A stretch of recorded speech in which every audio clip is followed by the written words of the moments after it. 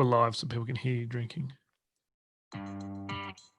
You're listening to War for Idiots, a podcast by idiots for idiots.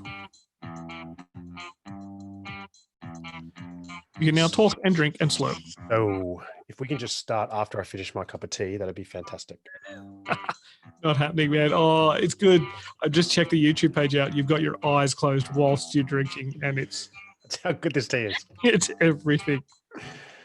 Oh my God. I'm not allowed to eat chocolate while we go live. You're definitely not allowed to eat chocolate. Okay. Yeah, we'll see. So can you give me the signal when we are good to start?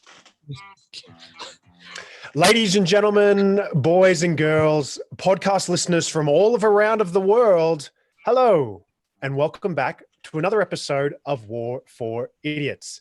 As always, we are your hosts.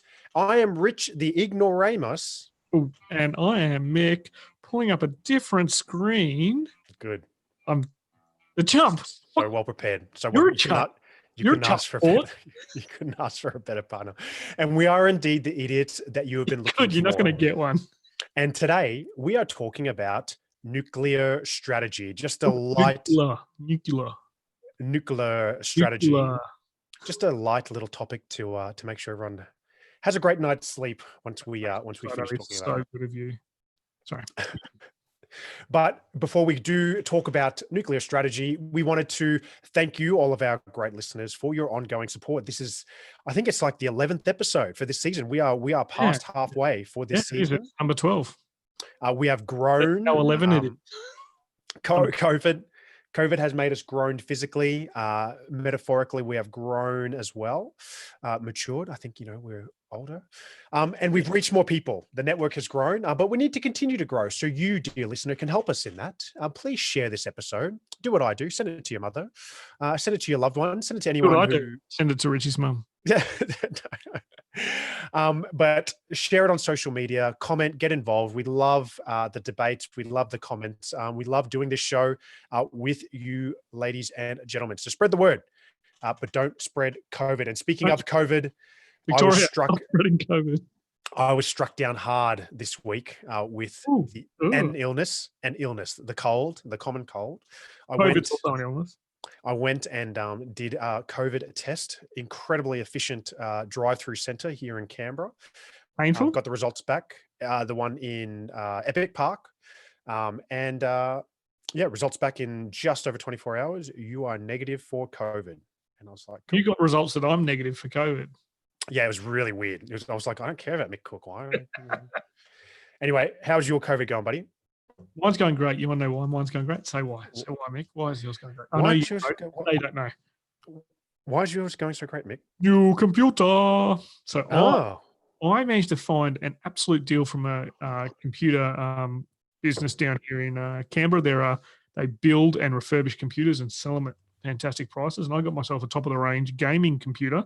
I haven't got it hooked up to our podcast or streaming yet, but when I do, we're going to be in all the Ds, like Ultra D, HD, Double D, everything. We'll be in all the Ds. Yeah. Good. So highly appropriate. Precedent computing, absolutely brilliant.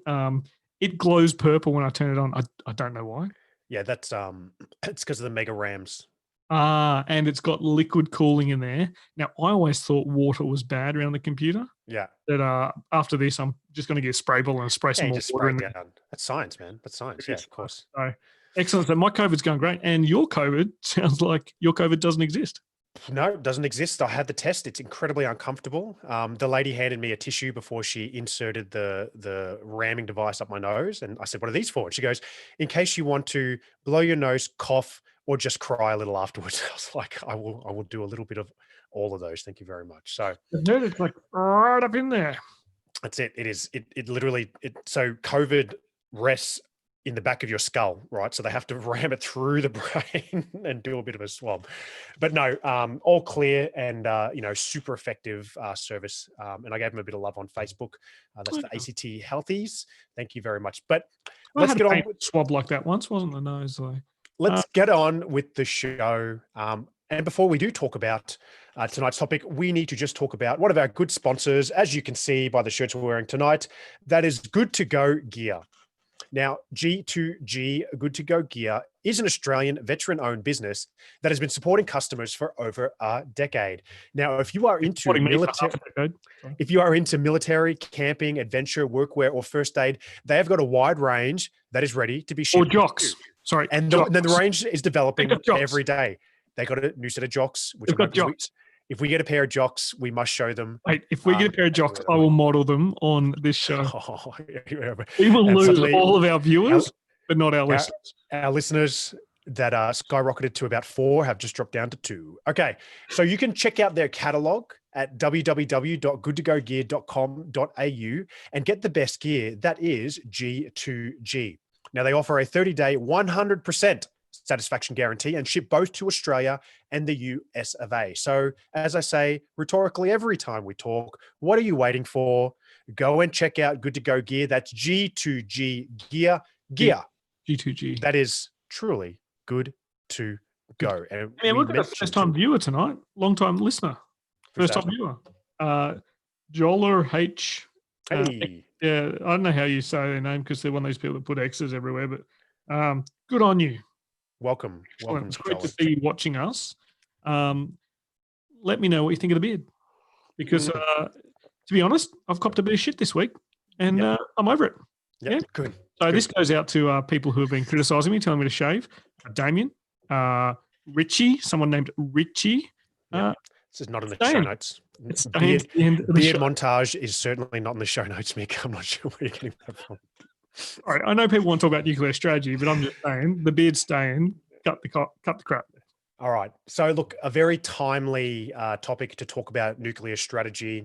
A time of recording, a bit of awkward tension around the world at the moment between two nations that both have nuclear weapons. So it is a timely topic, but something that we are going to deep dive. And to be honest, when we constructed the notes and did the research for this show, we're only really going to scratch the surface. I didn't do any of that. By that, I mean Nick didn't do any research. So I foresee that we will be doing a second part on nuclear strategy, this being the first part, because it's not a Tarantino episode. We don't want to start at the second part and work our way backwards. Remember when we saw Kill Bill? That was great. It was really good. Okay. Fans so the first thing we need to talk about is what is a nuclear explosion, all right? Because it's all around this concept of making a nuclear explosion. It is dangerous, 100% right. Now, the depth of my topic research and my understanding of nuclear explosion stretches to this little Aussie movie gem that you might remember, Young Einstein. Because he starts off in Tasmania. He starts off in Tasmania as an apple farmer. And for those that haven't seen Young Einstein, it's a Australian icon, Yahoo Serious. Yes, that's his name, Yahoo Serious. We are serious. This is an Australian tale that, I don't know, you could say it's a documentary. The story of Einstein. Apple farmer from Tasmania, right? Who invents the electric guitar. Who invents it. But so in this, and here's the concept, he learns how to split the atom, which puts bubbles in beer, and then he travels from Tassie to the mainland to then spread this knowledge. And then it's the concept of splitting the atom, right? So pretty much the same as Einstein's story. Young Einstein, an amazing movie. It's a boy. But here's the thing. So as a young kid, this movie, it was like, okay, when you split the atom, a big explosion happens. I learned that very young from this amazing Australian movie. And in my head, always it has been, right? Somehow they get an atom and they place it very carefully. And then there's some sort of shearing device, look at the screen, that splits that, cuts the atom like a set of scissors. And then that creates some sort of explosion. As a kid, I had this image in my head, like surely, when you talk about splitting an atom, it must be physically split like that. And based on the research that we've done so far, that's pretty much exactly how it happens. Not science. That's exactly how it happens. That's 100%. No, you have a conventional explosion and you have an explosive lens that focuses it in on your... No, it's like scissors, dude. I just explained. Yeah. I know. But that's I just when we started doing this topic, I just was struck by. Remember, as a kid, you thought that's how they split the atom. You know what I mean? It was really funny. You want to know something really, really weird? Yeah. In year 4, I gave a presentation for show and tell on the molecular structure of an atom. No, did you? Yeah, and I'll what tell a you nerd. What a I nerd, tell you man. what, after that day, I did not ever give a show and tell on the molecular structure of an atom again. Oh man, what a Big nerd. mistake. I was like, wow, like everyone's gonna think I'm so smart. I found this thing. Yeah. And the teacher was just like, and do you have any toys you'd like to bring in next time? Oh yeah, sure. Yeah, boring. All right. So what is an atom? Okay. So for let's go The back first to of the the man. extreme basics. So an atom is the smallest particle of a chemical element that can exist. So we are made up of, 200 to 300 atoms, right? I'm not sure that's That's a true, bit right? of a stretch. Mate, you're pretty tall. You're maybe 2 to 3 atoms. Yeah. I'm 150. I'm 150 max. So an atom, right, is the smallest constituent unit of ordinary matter that constitutes a chemical element. Every solid, liquid, gas, and plasma is composed of neutral or ionized atoms. Okay, and then when you look at the atom and what Mick would have explained as a child, you should picture. I think is it from the, I don't ever watch The Big Bang Theory, but I think that, do they have a picture of the atom up there where it's a centerpiece? And they use it for the transitions between scenes. There you go. Okay. So it's a centerpiece with the waves that kind of go around it, right? Now, all of these things have a name and they have a place as part of and they all form the atom. So in the middle, you would have seen a bunch of sort of balls that are gripped together. Right. These are protons and neutrons. Okay. That's that are together. Protons and neutrons are in the center of an atom. All right. So these terms will be important: protons and neutrons. And then surrounding the protons and neutrons are the nucleus of the atom. All right. So that is the circle, and then the balls that are inside of the circle. And then the rotations that go around the atom that formulate this atom are called the electron. Is the electron of the atom. Okay. So it's made up of 4 components, just a very sort of idiotic way to just explain what is the atom. Okay. And then what they discovered is when you split this atom, that's not funny. That's not funny what you just put on YouTube. Anyway, when you split. That's a direct quote of you explaining what an atom is. I didn't say bunch. I didn't say bunch of balls. I said 2 balls. I said 2 balls. I'm sure I have now. Okay. So when you split the atom per se, it releases energy. It creates an explosion. So the next question: how do you split an atom? It doesn't create an explosion. Creates a release of energy. That's right. Sorry, it creates release energy. Now, your next question is, how do you split the atom? Well, what happens is that there's a shearing device, right? Like a pair of scissors, and the atom sits in the middle, and then that's pretty much it. And when you punch all your balls together, it's really easy to chop them. It's like chopping a bag of oranges, really. This is no longer a PG episode. Oh, whoa! I wasn't going there. Oh my gosh. There's the energy. The creation of this energy through the splitting of the atom can occur through 2 ways, right? And they both start with F. The first one is fission. Have I said that right? Oh, yeah, good. Fission, mission, fission. All right, FISSION. This one. So what is fission? Fission is the process where heavy atoms split into smaller, lighter nuclei, releasing excess energy. Okay. So this can happen internal within the atom itself, or this can be induced from the outside. And the example is when a neutron is shot at a nuclei and is absorbed, causing instability and fission. All right. So this is where they literally split it.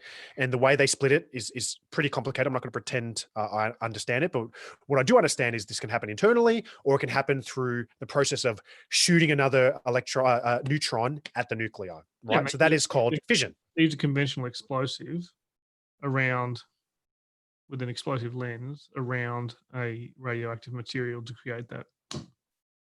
Well, no, not quite. Yeah. Not quite. So not quite. We'll go into it. So, and then the other F is called fusion. People aren't here for the nuclear power reactors. So there's fission and there's fusion. Now, fusion works in reverse. Some lightweight nuclei, when exposed to high temperatures and pressures, fuse together to form a heavy nuclei, releasing energy in the process. So you've got 2 ways to deal with an atom that create this release of energy. You've got splitting it, or you've got actually heating it up so high that it fuses together to then release the energy, which is quite interesting in itself. And here's the cool thing, right? As you were saying, in modern nuclear weapons, they use both fission and fusion. A single warhead can release more explosive energy in a fraction of a second than all weapons used during World War II combined, including the Fat Man and Little Boy, which were the 2 atomic bombs dropped on Japan. And we'll talk about that in a minute. But as you discussed, how they then generate these release of energy, these explosions into a warhead is a science in and itself. They surround it with this. There's the primary and secondary explosion. There's fission and fusion. It's extremely interesting stuff. Slightly more detailed than my shearing explanation of it, which maybe that's a third method. I don't know. Well, if I was Trump, I'd say, hey, can you look into that and find out whether that's real or not? Bleach while you do it. But what is known is that modern day nuclear weapons create a chain reaction. And a chain reaction is something you'll hear often when you read about nuclear and nuclear strategy, which is devastating. A great John Farnham song, actually. I'd sing it, but would get copyrighted. No, don't sing it again. So one of the ways the chain reaction work is that fusion releases neutrons, right? These neutrons hit a layer of uranium surrounding the fusion. Thank you. Surrounding the fusion fuel, causing atoms in it to fission.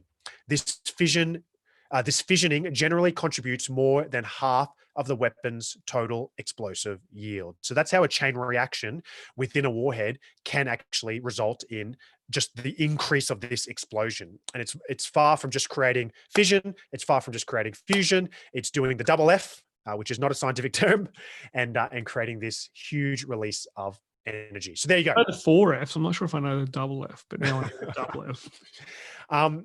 So why is this important? So the reason why I wanted to talk about fission and fusion, not only because I found it fascinating, not only because I wanted to move beyond my shearing method, which I'll never get over, was because it's fascinating how these simple scientific discoveries, which evolve and get more complex, blinding energy, they lead to something as catastrophic as the dropping of the atomic bombs on Japan. And then they lead to a complete revolution in regards to how we look at strategy. And that is nuclear strategy, all starting with this chemistry-based experiment of, wow, when we split this atom or when we fuse this atom, it releases energy. And I just found that it's fascinating. Probably more a physics experiment than chemistry, right? Like, I think it's a physics and chemistry combined, physicistry. But here's the interesting thing when we talk about going into this strategy, right? Is what is developed with atomic energy is not so much the destructiveness of the weapon. All right. And the case in point is that during World War II, the fire bombings of Tokyo were far more destructive than either of the atomic bombs on Hiroshima or Nagasaki. And I got a clip out of an airspace magazine that talks about it. The title of the story is called, not story, the title of the article is called Deadliest Air Raid in History. Let me read this out. An aerial armada of 334 B-29 bombers took off from the newly established bases in the Mariana Islands bound for Tokyo.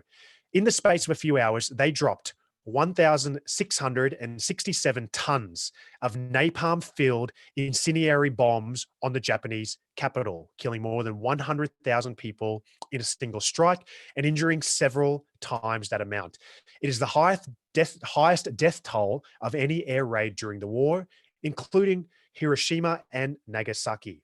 By comparison, the bombing of Dresden a month earlier had resulted in around 25,000 deaths. So I wanted to read that because often you think, oh, it's the pure power that nuclear bombs create. That's the thing that's changed. No, it's not the power. It's not the explosiveness. It's how fast you can get it there.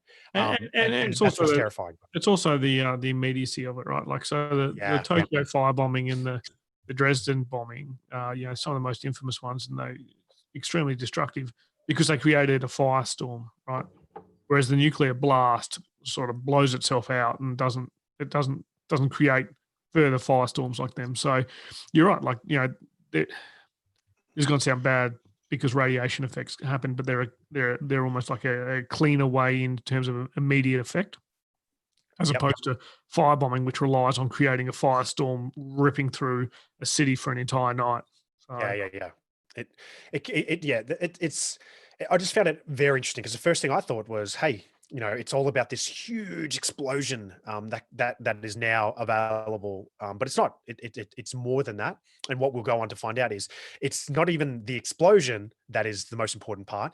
It's the thought of the explosion and the concept of something exploding that is terrifying. And the package, right? So like the 1,600 tons or so filled with napalm that got dropped on Tokyo, that wasn't from one munition. It wasn't from two munitions. It was several munitions, right? Was it Fat Man, Little Boy? That's 2 bombs. Yeah.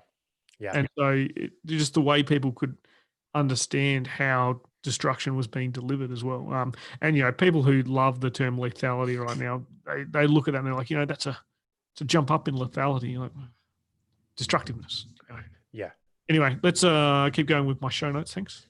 So what we want to do is just quickly run through, and this, it's time to nerd out. If you're listening to the show, you have to be a bit of a nerd. So we're going to nerd out a little bit with regards to, like, cool people have stuff to do on a Friday night. The very start of... They're a bunch of losers. I didn't say, I just said they're nerds. If we start at the bombings or the creation of the A-bomb and work our way backwards, where did the journey to the creation of the atom bomb and nuclear age commence? Well, it all started... Fred Flintstone.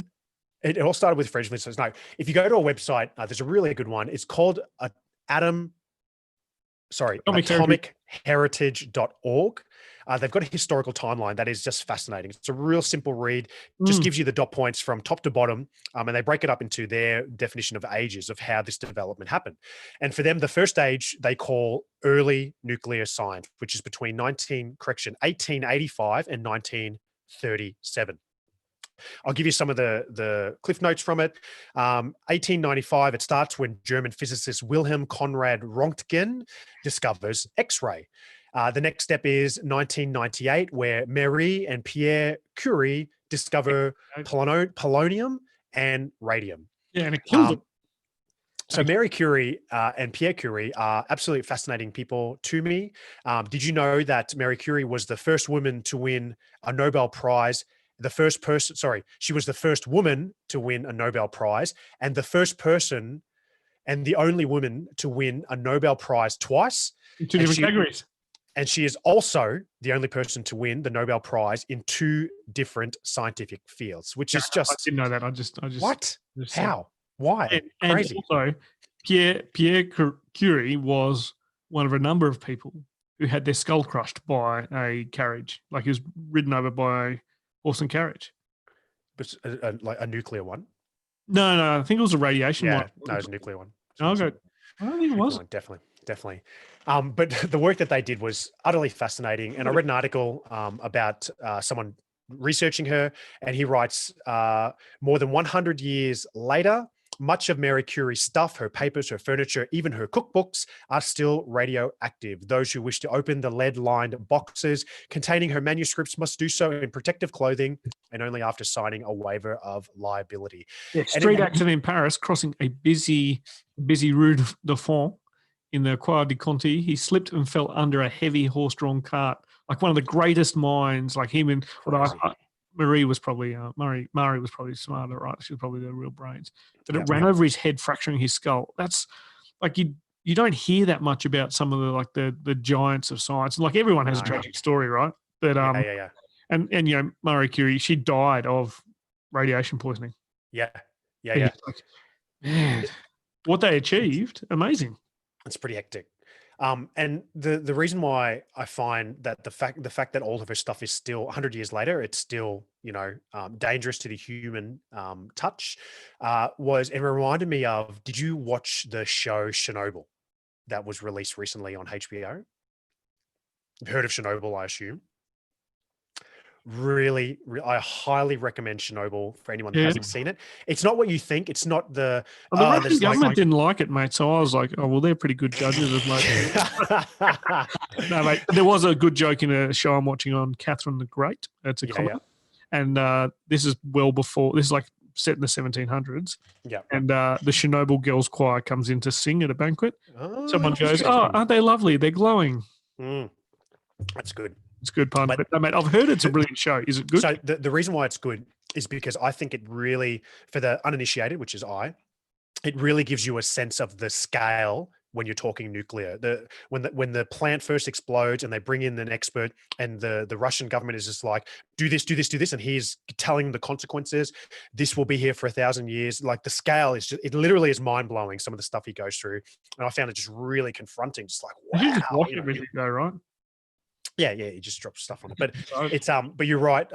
Apparently, I read that the Russian government not happy with it. And apparently they're making their own series to tell the truth of how Chernobyl actually occurred. And that was, of course, American influence. So that'll be a very interesting counter narrative that comes out. Okay, let's go on with the timeline. America had their own nuclear thing with 3 Mile Island. Like, it's everyone gets one, not us.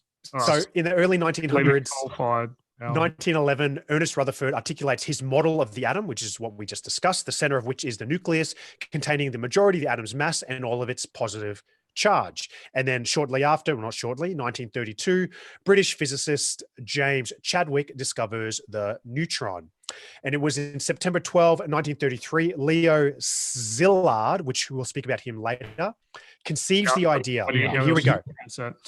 1933, he conceives the idea of using a chain reaction of neutron collisions with atomic nuclei to release energy. He also considers the possibility of using this to make bombs. This predates the discovery of fission by more than 6 years. It kind of upsets me. You know why? Why? Because that led to that guy. Who's that guy? He got jailed for beating his wife. He made a terrible movie called Chain Reaction. It's about cold fission. Oh, I can't remember who it was. Christian Slater. That was a shit movie. Thanks, Leo Szilard. Anyway, keep going. I remember the movie Christian Slater when he was a skateboarder. He was a pro skateboarder when he was a kid. Amazing. Yeah. Amazing. Anyway. And, Pump Up the Volume. That was a good film. Yes. I do remember that film. So this is the early ages of discovery of nuclear weapons, and it was an amazing period of scientific discoveries. Then what is amazing is that these were just scientists who weren't looking to create a weapon. They were just making these new discoveries about what is this new materials that they're making, how can they get energy from it, and all these other sort of side effects of, if you split it, maybe it will release energy. And what sort of blew me away about this is, within 50 years of German physicist Wilhelm Röntgen discovering X-rays, you've got the atomic bombs dropping on Japan, and relatively pretty short period of time for something that will absolutely change the world and revolutionize the way that we look at strategy going forward. So between 1938 and 1939, of course, the world is seeing a war unfold. And so things start to really heat up, no pun intended. This is where we first hear of the infamous Robert Oppenheimer. Now, Oppenheimer hears about the discovery of fission, and within minutes, he realizes that excess neutrons must be emitted, and that might be possible to build a bomb. And then Leo Szilard, can't say that word, man. Let's just call him Leo Z. He hears about the discovery of fission. He immediately realizes that fission fragments, due to the lower atomic weights, could have excess neutrons that must be shared, releasing energy, creating an explosion. So the potential is there. These two gentlemen in 1939 are like, we can make a bomb. We can absolutely go for it. I love that Szilard put in a patent, right? I'm putting a patent for a chain reaction explosive device. And everyone's just like, it's actually a really good idea. Yeah. Cuckoo. You should do that. They actually said no to start off with. They're like, That's all patent lawyers do that though. Yeah. No, the government. He's like, hey, I want to patent this and give you the patent. The US government's like, no, we're good. We don't need that. And then sort of what happens, right? Next minute, 1941. Hey mate, you got that little chain thing you're talking about? So what happens is, on the 2nd of August, 1939. So this is all in 1939, right? It started Oppenheimer thinking, hey, we can make a bomb. In August 1939, President Roosevelt receives what is infamously known as the Einstein Letter, warning about the prospects of an atomic bomb. Let's read about that. So known as also the Einstein-Szilard Ooh, sorry, I yawned. So wrong. I said it so wrong. No. Just Szilard? say Leo. Oh, because it's Einstein. So Einstein, Zilliard. Zilliard? Yeah. Okay, anyway, it was a letter written by that guy, Leo, and signed by Albert Einstein and was sent to the US President Franklin D. Roosevelt in 1939.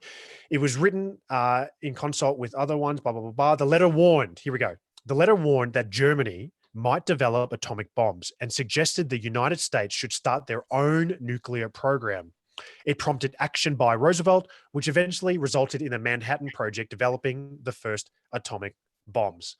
And then 1 month later, Germany invades Poland and World War II officially begins from a Western perspective, argument of when it actually did start. But it's just absolutely fascinating. The year 1939, huge leaps and bounds for the development of nuclear weapons, the impetus to develop the nuclear weapon. Like, hey, we've got, hey, remember Germany? Remember that First World War?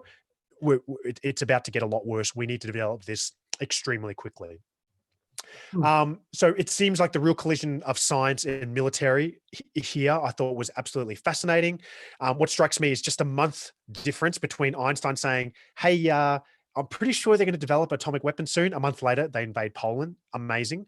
And it would be only 2 years after this letter is given to President Roosevelt that after the bombing of Pearl Harbor, America would eventually enter the war. And for those that love the fickleness of declaring war, this is my favorite declaration of war timeline. 1941, one day after Pearl Harbor, United States declares war on Japan. This prompted Germany to declare war on the United States, which then led to the United States to declare war on Germany a couple of days later. I just love it as the you. Yeah. No, I hate you. Hey, you can't hate him. I hate you back. Well, if you're hating me, I'm hating you. Like, it's just, I love it. This is like my little lad when he comes back from daycare. Oh, this person's not my best friend today. That person's my best friend today. But tomorrow they'll be my best friend. He's like, mate, you understand international politics. Exactly. All right, we're about to sum up what happens with the rest of the nuclear development. But before we do, I just want to quickly talk about one of our good sponsors, the Extra Specialists Group. Now, since 2017, the guys at Extra Specialists have been connecting Australian veterans to the entertainment industry, whether it's through consultancy, agency, productions, and training. Extra Specialists have been changing the face of television and putting those who have served on the big screen and into your homes. They've worked with Marvel, they've worked with Touchstone, Netflix, Stan, and so much more. Extra Specialists is the place to go if you want to get into this entertainment industry. So, if you have extra specialist skills, Mick's just walked away. I think he's just given up on the podcast. That's all right. Or you want to learn some. Is anyone making like an old school army movie? Because I reckon I could go all right. Oh my God. I've got to start this line again because that just threw me off. So if you have extra specialist skills or you want to learn some, reach out to Extra Specialist Group and get started now. You can check out their website at www.extraspecialists.com. That's www.extraspecialists.com. Mick. Hey, mate, did you get a total realistic looking bearded colonel just walk past then? Like, wow, that guy should be in movies. Oh my God, you're such an idiot. Mate, this is the show for it, right? This is absolutely show for it. Okay, can you get that video lined up? Yeah. So lots of things happen. Who would have thought? If you can build a nuclear bomb, you can probably live stream. So lots of things happen between 1939 when the Manhattan Project gets the go-ahead till eventually 1945 when the bombs are dropped. And we won't go through the detail, lots of science, lots of experiments, but it reaches its culminating point on the 16th of July, 1945. There's an ongoing war, a catastrophic war that's happening in the West. What's happening at this time? Germany has already surrendered at this time, okay? And I think it's really important context. So on 7th of May, 1945, Germany has already surrendered. When we get to July 16th, 1945, US troops have already landed at Iwo Jima and Okinawa. And by this stage, there have been vast aerial bombardments happening over Japan. And it feels as if the war is almost over, but who knows? You know what I mean? No one really knows if it is over, but it just has that feeling. And this is when finally, after 50 years of we first discovered X-rays to we have developed a bomb, this is when the atomic bomb is first tested out in Nevada, out in the desert. And this is where the famous Robert Oppenheimer has his famous quote about seeing the bomb for the first time. Have you got that lined I've up? never heard of it, but if I was there, I would have said, "I've become death, the destroyer of worlds." So I should be sharing it. So hang on, we're just having a little bit of I upgraded security on my computer, not thinking that I just nearly typed my password and put it into the chat on YouTube. That would have been embarrassing. All right, Hilarious. here we go. Okay. Screen now. I am sharing, and we're gonna hit play. Oh, good. It's telling me what my default speaker is, and here we go. We knew the world would not be the same. Few people laughed. Few people cried. Most people were silent. I remembered the line from the Hindu scripture, the Bhagavad Gita. Vishnu is trying to persuade the prince that he should do his duty, and to impress him takes on his multi-armed form and says, "Now I am become death, the destroyer of worlds." I suppose we all thought that one way or another. So it's a pretty, what a bunch of jerks. It's a pretty famous quote, and the reason why I wanted to just really quickly hit the wave tops on the development of the nuclear bomb, and then the testing of it, and then that famous quote, because I think it just sums up so well. I mean, he's crying whilst he's giving that. He's absolutely crying, and it is such an amazing way to describe how he's feeling. Because you've got to remember, he hears about he hears about the scientific experiment, he hears about the science, and he has an idea, and he's like, I think you can make that into an explosion. And then a few years later, he is seeing this explosion and he realizes the potential. And just those words, man, I am become death, the destroyer of worlds. It is so striking. Yeah. And if you want to hear more about it, I first listened to it on Dan Carlin's Hardcore History. Does a big episode on this about Robert Oppenheimer and all that sort of stuff. Is a way to a better podcaster, dude. No, a worse one. Obviously not. Sorry, a worse one. we are definitely. He'd be a good listener. So it's fascinating. So what happened? Okay, so such striking words. Less than a month later, the atomic bomb is dropped on Japan. As we discussed, Little Boy is the first one on August 6, 1945, drops on Hiroshima, killing between, and it's hard to know the numbers, but it's estimated between 90 to 160,000 people in the 4-month period following its use. As you discuss, there's the aftershocks, there's the radiation that stays there. So it's really hard to tell exactly how. Story about that little girl and the 1,000 cranes, origami cranes. Yeah, did you ever? No, what's that story? Google it, and I dare you not to cry. Okay, let's not talk about it now.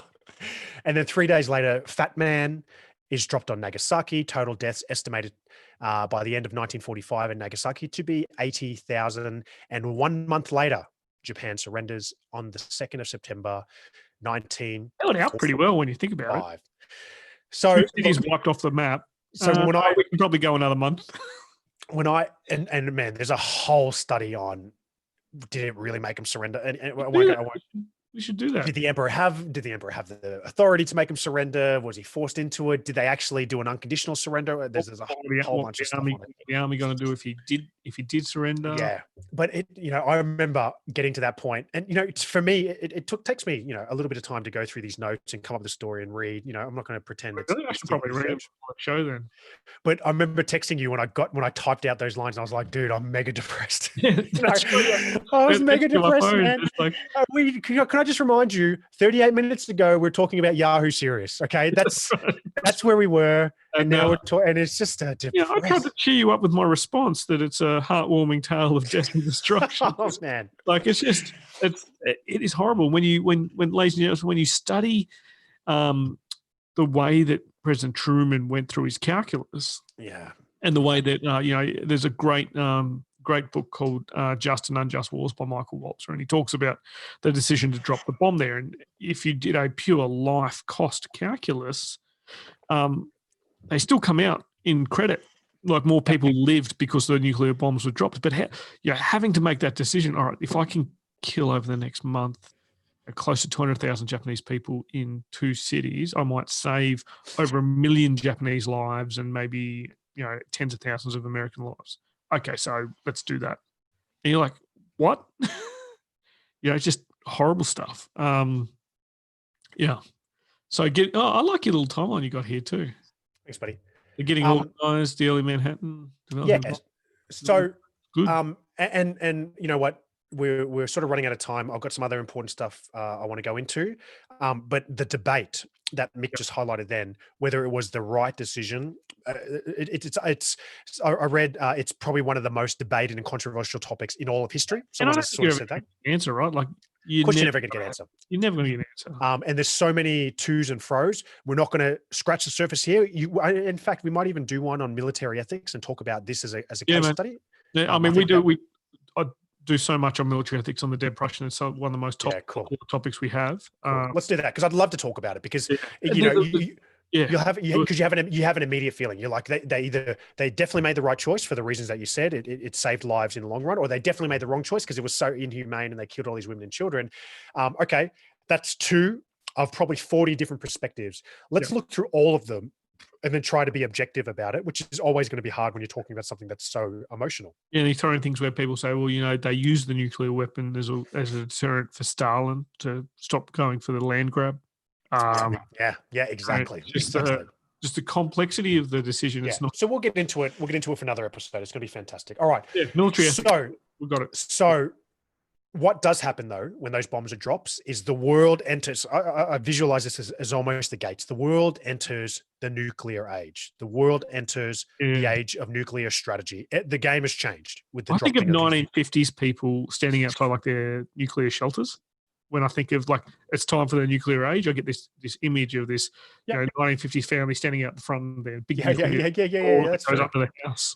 That's true. And a bit of love we wanted to send out to a good friend of ours who talks about nuclear strategy, which we're going to dissect a little bit now, is our good friend Jazzy Diab. Too impressive, to be honest. Super impressive. We've known Jazz proudly for almost 2 decades now, which makes us all feel extremely old. But she wrote a good. She wrote a good chapter in a book that has just come out on strategy, a primer put together by Nathan K. Finney, another good friend of the show, another super smart dude. Anything he reads will very much make you smart. So let's talk about what Jazzy writes in her article. In a chapter. Not anything he reads. So did I say anything he reads? Yeah, but it doesn't matter because if Nate reads it, I think it doesn't matter because Nate ain't listening to this show, mate. Nate, like when we say super smart people, you don't listen to this show. Jazz might because Jazz will because we told her we're gonna do it. She better listen. So this book I was only just released on the 15th of June, so this week, brand new, and I used it yesterday in a workshop with some young officers. Very nice. And provided it to them. And I said, look, there are all these great books by Lawrence Friedman, Hugh Strawn, Colin Gray, all these fascinating books on strategy. Read Nate's first. It's as it said, it's a primer. It's not saying it's going to be better than the other ones, but it's a primer to then get you head to where you need to be. So let's talk about Jazz's chapter. Fascinating stuff, hey. So Jazzy wraps up really well the nuclear strategy in very sort of simple concepts and in a very easy readable ways. And she introduces us to a few concepts which we're going to talk about now. The first one, when we're talking about the nuclear age, when we're talking about nuclear strategy, is this concept of first strike, also known as the preemptive nuclear strike. So the first strike capability is a country's ability to defeat another nuclear power by destroying its arsenal to a point where the attacking country can survive the weakened retaliation while the opposing side is left unable to continue the war. So this is probably the first obvious strategy for a nuclear developed country. Use your most destructive weapon in your initial knockout blow of your enemy. And that's essentially it, and it kind of makes sense. I've got the biggest bomb. I'm going to use my bomb first, right? And then make it explode. It is not how it was used in Japan, interestingly, but it was how it would be used, signaled to the USSR during the entire Cold War. And this strategy makes a whole bunch of sense to me. This sort of first strike, this first strike concept, knock out your opponent in one. You aggressive bastard. Well, it does make sense, right?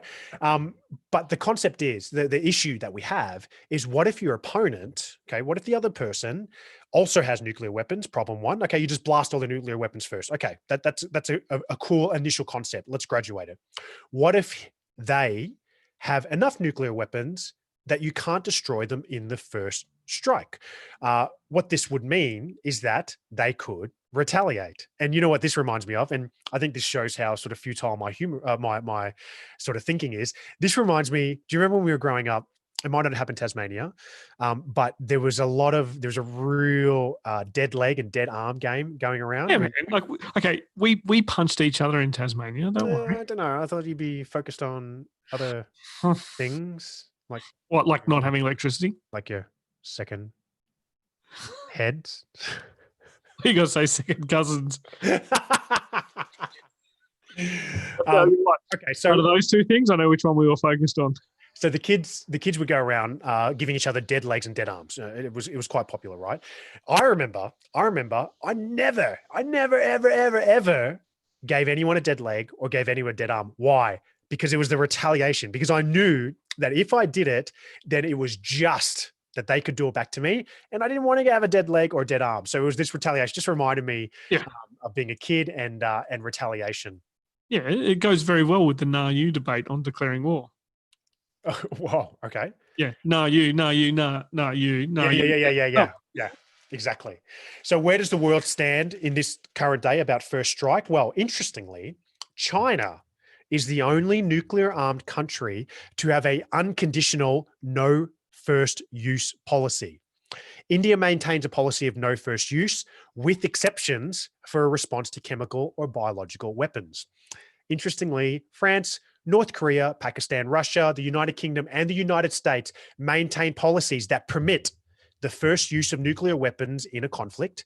However, Israel does not acknowledge the existence of its nuclear arsenal, so has no publicly known position. So first strike is still a strategy that's certainly there. And as you can see, all the differing nuclear powers have different ways that they have interpreted it and intend to use it and or not use it in the future. Terrifying stuff, right? Yep. So absolutely horrifying. The retaliation. Okay. This is known as the strategy of the second strike, right? Yep. Straight from Jasmine Diab's mouth, she writes, the ability for a state to be able to endure a first strike and maintain a nuclear capability to retaliate and respond. So this strategy is seen as less aggressive in nature. It's much more defensive as a strategy. But what it led to was a few things. It led to a massive proliferation of nuclear weapons, because no longer do you just need your fat man or fat boy or whatever it was called. You need thousands of them, so that during the first strike, they don't all get destroyed. You still maintain the capability to do your second strike and your retaliation. It's not all destroyed at once, right? And I can relate this to a childhood game as well. Have you ever played Who Can Hit the Softest? No. It's a trick game, right? My brother, who watches the show every now and then, he'll probably fly up from Tassie and punch me for this. But what you do is you say to usually it's a younger sibling, right, who is a little bit gullible because they're younger. You say, who can hit the softest? You go first.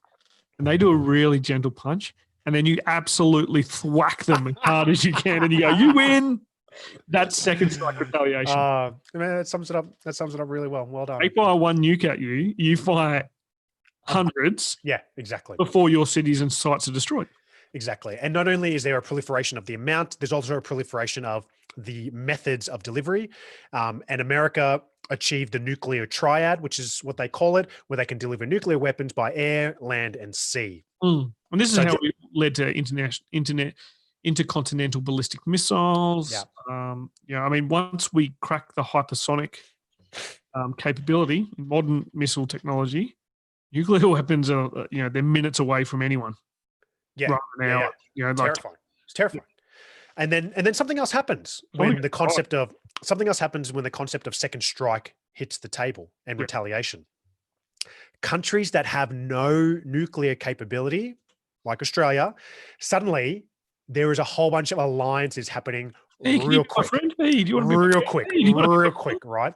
So it's fascinating. Nuclear weapons not only changes the strategy, the statesmanship, but suddenly it's changing geopolitics as well. Everyone needs to have a side now because you either have nuclear weapons and you need to have enough that you can do a second strike, or if you haven't got any, you need to side with someone that has Really some. hard to be quick. Switzerland. Really hard to be Switzerland. Yes. And they're lucky because no one's really going to do a nuclear strike on Switzerland because they'll mess up Europe because of where Switzerland sits in Europe, right? But it's really hard for a lot of nations out there to remain neutral. You kind of have to ally yourself with a great power at this stage, Exactly. rather than try and play, the middleman against, be the middleman playing each other off against each other.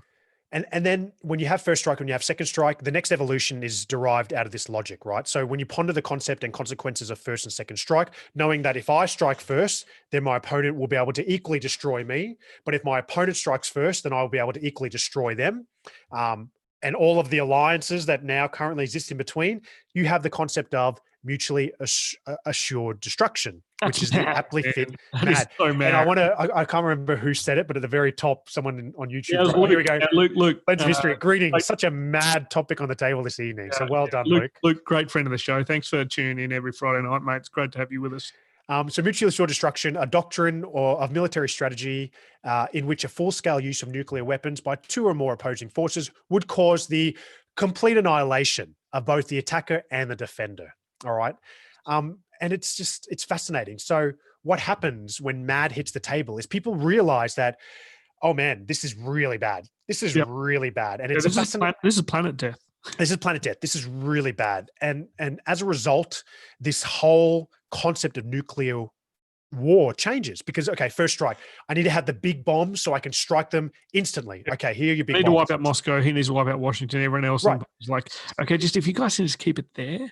Yeah. And then Turkey's like, what are you guys building here? And then Cuba's like, hey, there's some boats coming our way. So, yeah, exactly. And putting the weapons everywhere they can. So at its core, what happens is that this concept of deterrence hits the table. It's the next evolution, okay? And Thomas Schelling writes about deterrence. It's a concept that military strategy can no longer be defined as the science of military victory, which I thought is fascinating. It's no longer about winning, okay?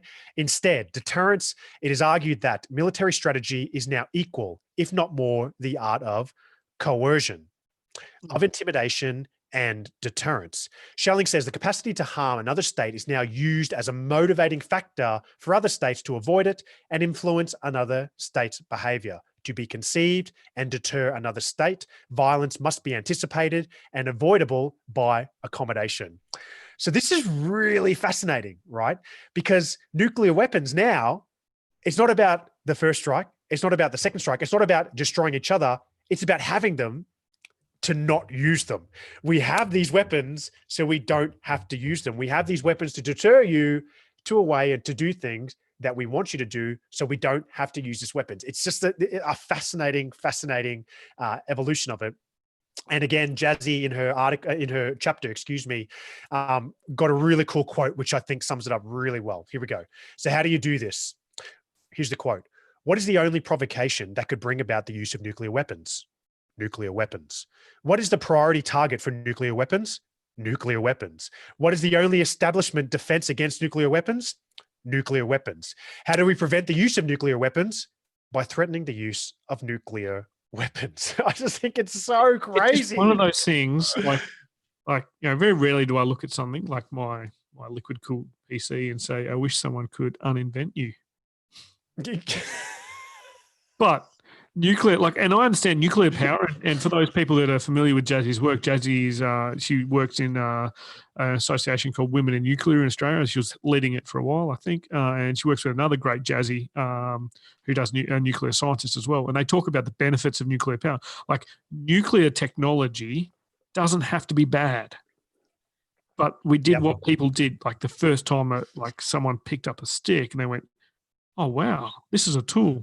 I'm going to go bash someone over the head with it. And then later on, they realized they could use it as a lever and stuff, right? We created nuclear technology to kill each other. And then it's also got benefits, but I might just stick it now in my submarine. Yeah. In a missile first, And there's a really good sort of debate happening on YouTube between Saber Wolf and Lens of History about the concept, and we won't even scratch the surface of this, but That's not, of use of nukes in Korea. Would this have actually, shortened the Korean War? Would it have shortened the Vietnam War? Would it have changed it? These are nukes were considered for the Korean War. MacArthur pretty much lost the job because of that, right? Yeah. So it's not that these weren't considered. It's just that even by the Korean War in the 50s, people were starting to understand the use of nuclear weapons has to be in the most extreme of circumstances. And to be honest, the people fighting the Korean War, it was a proxy war, but by other powers in someone else's backyard. No one who was leading the fight on either side of the Korean War had enough stake in the game to use nuclear weapons. Yeah. I don't even think China had nuclear weapons by that stage. They might have had access. I don't even know if the Soviets had nuclear weapons by that stage. It might have only been the US. But, US didn't have enough of a stake in Korea to say we can probably use a nuke. Yeah, exactly. So look, the development of nuclear strategy, and the one that exists today is deterrence. There's nuclear weapons in submarines that are cycling the world all the time. There's sites everywhere that are spread out. It's prolific. And it's just fascinating. You know what I mean? So what fascinates me is the logic of it. To be successful in nuclear strategy, you must have nuclear weapons. Okay, point A. You must have these weapons so that you are sure that you never have to use these weapons. All right. Or else someone else may use their nuclear weapons against you. It's just crazy. It's crazy. It's, it's like having a quick reaction force. You hope you never want to have to use it, but you don't want to be caught without having one. So that's the concept of it. And, there's a real interplay that you can get lost in the difference between mutually assured destruction and this concept of deterrence theory. But I just find the whole thing fascinating. And when you think about the journey and then, back again, the discovery of X-rays through the development, Oppenheimer's quote, the destruction that was caused by it, the hyper acceleration of the damage that these things can cause, mass proliferation around the world, to come to a theory that we don't want to use it, we just have it there just in case. It's just, it really does sort of rock the world. But there's one more evolution of it. And again, come on. Again, as Jazzy talks about, right? Yep. All this nuclear strategy was born at the end of World War II. It developed during the Cold War. And the big thing about the Cold War is that it was bipolar. There was two superpowers that had these weapons. And so it was like, don't do it, or I'm going to do it. Yeah, okay, cool. And all that sort of stuff. But the world we live in now, as we've discussed many times, is no longer a bipolar world. It's taking its medication. That's now we're medication. It's had its couple of hours of therapy, and it's a multipolar world. And many of these poles have nuclear weapons. And as Jazzy writes, you don't mean Polish people by that. You mean, yeah. So who has it? We sort of talked about it before. Jazzy writes, the challenge of deterrence in a multipolar world is that the global community relies on a rules-based global order, as agreed through the Nuclear Non-Proliferation Treaty, the NPT. Yep. This treaty formally recognizes, here we go. This treaty formally recognizes 5 nuclear weapon states: USA, Russia, UK, France, and China. So there's 5 recognized ones. However, there are challenges to this treaty. 3 states, India, Pakistan, and North Korea, are not signatories to the treaty and have declared that they do possess nuclear weapons. And as we said before, additionally, Israel, that's number 9, is one state highly likely to have a nuclear capability. However, this is not confirmed. That's a lot of polls. That's a lot of polls to have a lot of nuclear weapons out there in the world. And if you want to really understand how many nuclear weapons exist out there, I found a great website, armscontrol.org, under their fact sheets on nuclear weapons, who has what. Here are the numbers. This is still scary. Okay. This is less than I thought. But it is less than you thought? Yeah, far less. But it actually is less than what was existence in the 80s, right? Reagan and Reagan and Gorbachev led a strong program of denuclearization. But how much is too much? I mean, that's the question, right? How much is... Okay, well, I think the United States and Russia are definitely too much. North Korea definitely has too much. They should have none. Yeah. No, but here's the point. When we talk about Japan, and okay, that was, Japan, World War II, a long time ago. That was 2 bombs. So how much is too much? You know what I mean? America. So listeners, let me just do the numbers for you. We'll do them in ascending order, right? North Korea has 30. Israel has apparently 90. Next up, India, 140. Pakistan 160, the United Kingdom 200, China 290, France 300. And you're like, okay, look, you know what? Hundreds of nuclear warheads, too much. I'm happy to say that. I don't say my opinion often. I'm happy to say that. Then we get to the big ones.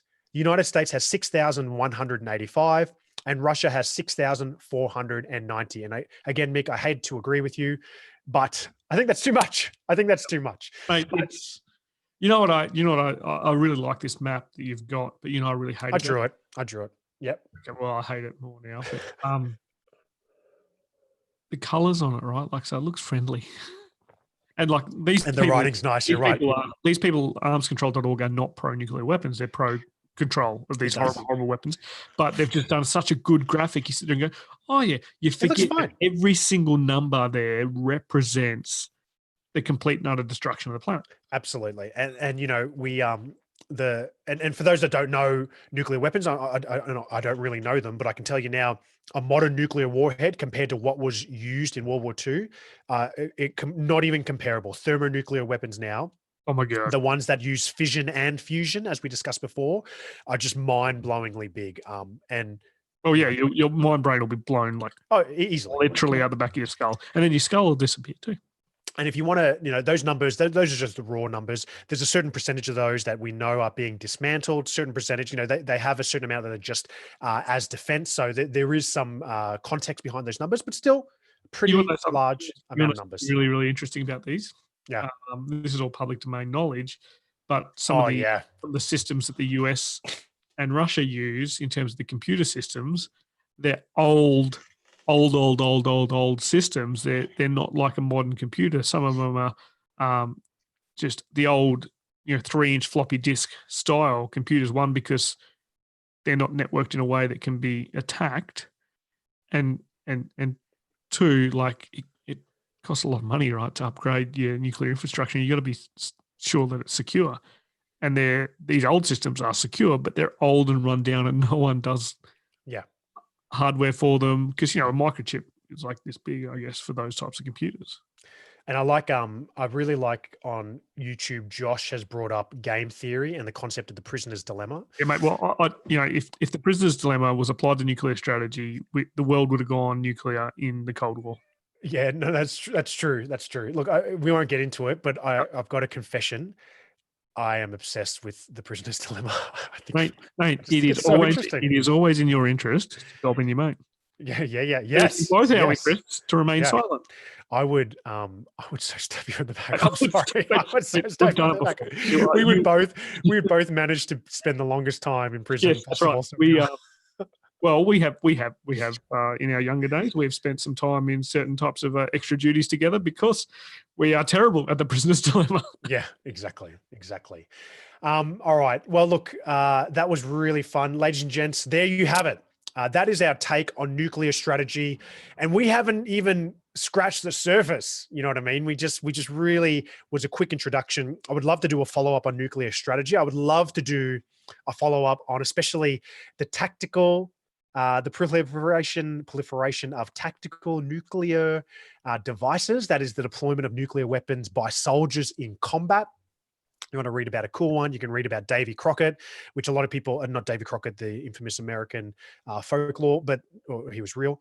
It was real, but the Davy Crockett nuclear weapon that was developed. The Davy Crockett. That's a recordless rifle, isn't it? That shoots a warhead. But it doesn't shoot it far enough to escape the blast. Yeah, so I wanted to bring it up because that's what one of our lecturers said. I did a bit of reading about it. It does shoot far enough to get out of the radius of. It's good because like we were taught that at uni. We were taught that at uni. Yeah, I remember. Everyone's just like, that sounds really stupid. Yeah, no, you can look it up. It's terrifying stuff. You know what I mean? And it may, there's people who are pushing that we can make nuclear, sort of the chemistry and physics of nuclear weapons down to the tactical level, so that it can, instead of your gunner in a section, you've got a nuclear weapon that you can potentially destroy a lot of stuff with. It's pretty terrifying. A composition officer on the gun line giving orders to load the 155 millimeter nuclear weapon because the infantry battalion needs some danger close nuclear weapons. Mate, if you were leading a battalion, I would definitely do danger close nuclear weapons for you. Good, thank you. Anytime, Thank you. I'd anytime, appreciate that. anytime All you right. ask. Have you got any final words on nuclear strategy there, Mick? Hey, look, I think this week I did a class with some people on strategy, not specifically nuclear strategy, and I talked to them about what I like to call, and I say I like to call it, lots of people call it the strategy equation.